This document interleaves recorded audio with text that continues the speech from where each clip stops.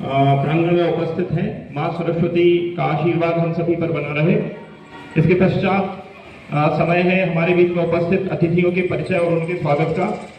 मैं समस्त अतिथियों से आप सभी का परिचय कराना चाहूँगा। इसके पश्चात सर्वप्रथम हमारे बीच में हटा विधानसभा क्षेत्र की विधायक महोदया श्रीमती उमा, हमारे बीच में भारतीय जनता पार्टी नगर मंडल, हमारे बीच में सर श्री भोले ताम्रकार जी का स्वागत करें। श्री विवेक जैन जी एडवोकेट नगर मंडल उपाध्यक्ष भाजपा, श्री चंदेल जी से अनुरोध है कि स्वागत करें। साथ ही साथ हम सभी के चहेते श्री सुधीर बेगी जी नगर निरीक्षक के विधायक प्रतिनिधि भी हैं, वो भी उपस्थित हैं। प्यारे सहपाठियों, हम आपके समक्ष सर्वप्रथम आप सभी को बसंत पंचमी की हार्दिक शुभकामनाएं। जैसा कि हम जानते हैं कि हम सभी परीक्षा पे चर्चा कार्यक्रम के अंतर्गत यहाँ एकत्रित हुए हैं, जिसके उपलक्ष्य में हम लोग एक छोटा सा स्वागत गीत गाना चाहेंगे। में बैठे हुए हाथों में ले हार लिए, बैठे हुए हाथों में ले हार लिए, बैठे हुए हम तुम्हारी राह में बैठे हुए, हम तुम्हारी राह में बैठे हुए, सभी आने को मिटने न देंगे हम का। कोई भी एग्जाम को एक बार में कैसे क्रैक किया जाए, किसी भी एग्जाम में हम एक बार में कैसे सफलता प्राप्त करें, हमारे यहाँ जो एक्सपर्ट्स हैं हम चाहेंगे कि वो अपनी बहुत शुभकामनाएं देती हूँ। बहुत अच्छा प्रश्न किया कि हम एक बार में निकल जाएं। तो सबसे बड़ी बात तो ये है कि उसमें अपने दिनचर्या, जो 24 घंटे की दिनचर्या होती है, इसको देखना पड़ेगा। क्या है, स्वास्थ्य भी देखना है, परीक्षा भी देना है। तो इसमें सबसे पहले तो दिनचर्या का ध्यान रखें। आप सुबह 5 बजे उठें और रात को 10 बजे सो जाएं। ऐसा नहीं है कि आप लोगों के पास टाइम नहीं है।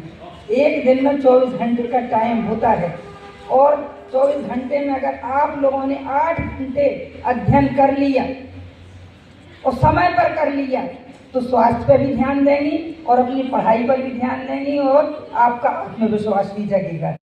में आपका विषय है कि एक ही बार में हम एग्जाम कैसे निकालें। एक छोटे से उदाहरण से आपको स्पष्ट करना चाहूँगा। जैसे मान लें वो हमें लगातार सीढ़ियाँ चढ़ना है, तो आपसे हम पूछ रहे हैं पहले अपन पहली सीढ़ी पे चलेंगे कि 11वीं सीढ़ी पे जाएंगे? पहले पे जाएंगे।